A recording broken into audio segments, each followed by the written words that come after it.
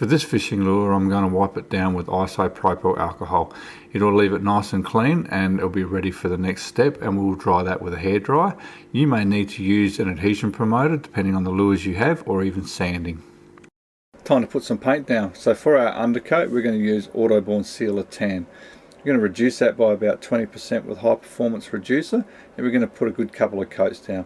We'll dry that in between coats, and for our hardware we're using the Iwata Neo TRN2. That is a trigger handled 0.5mm that's best suited to the Autoborn sealers. Now, being a trigger handle, it's like a spray gun, so as you pull back you get material, and when you release the trigger it stops the material in the airflow.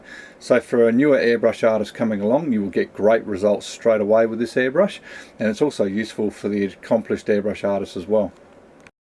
A quick clean of the airbrush is all that's needed here, because we're going to go in with a colour fairly similar, and it's Autowear Colours Metallic Burnt Orange.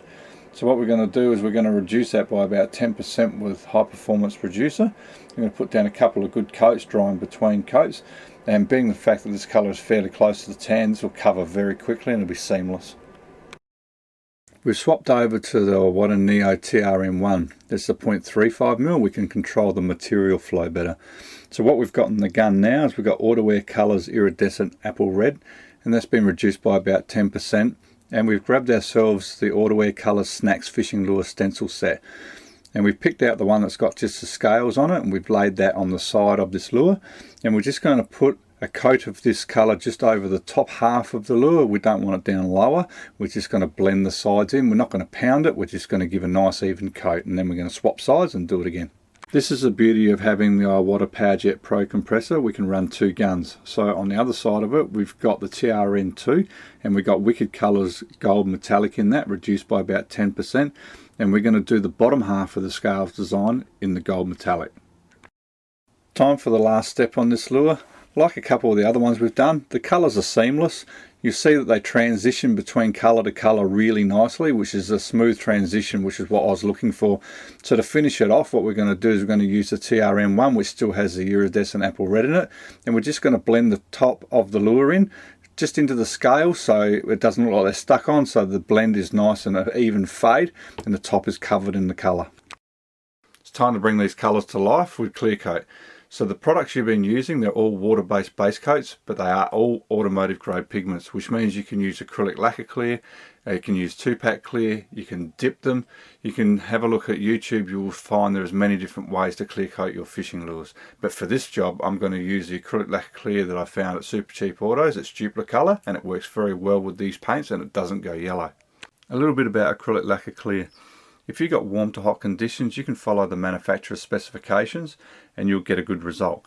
But if you've got cold conditions like we've got now, we've got 2 degrees here right now, which means the substrate temperature of the fishing lure is going to be lower than that. If I try to clear it, what's going to happen is the clear is going to either react and crocodile, or it's going to crack. It's not the paint we've put on, it's going to be the clear coat reacting to the cold weather. So what we're going to do is we're going to warm the fishing lure up by putting a fan heater in the area. And then we're going to put on a couple of coats, drying them with a hairdryer in between coats, and that's only going to take 10 to 15 seconds. Then we're going to build up our coats until we get it nice and glossy. Now, if you go for a really saturated coat, it is possible you can get bloom, being the fact that it's so cold, and that is going to be a white tinge. So I suggest you build up your coats medium to wet, and then when you've got it to a stage that you're happy with, call it done. These are the products we use to create our fishing lures, and they're all found at airbrushmegastore.com, except for the acrylic lacquer clear. If you need something you can't find it, send me an email, info@airbrushmegastore.com. I'm there to answer your questions. But for this kit, we use the Iwata PowerJet Pro. It's strong enough to run all day long. It comes with 2 different air lines on the unit, which means you can run a different air pressure to either side.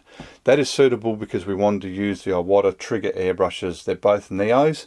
Why do we use these? Well, being a trigger, when you release the trigger, the airflow and the material stops. So if you're a beginner airbrush artist, you can get great results immediately. If you try to go straight to a trigger airbrush on top of the airbrush, you're going to find that it's going to be harder to use. It's going to take a lot longer to get the knack of it.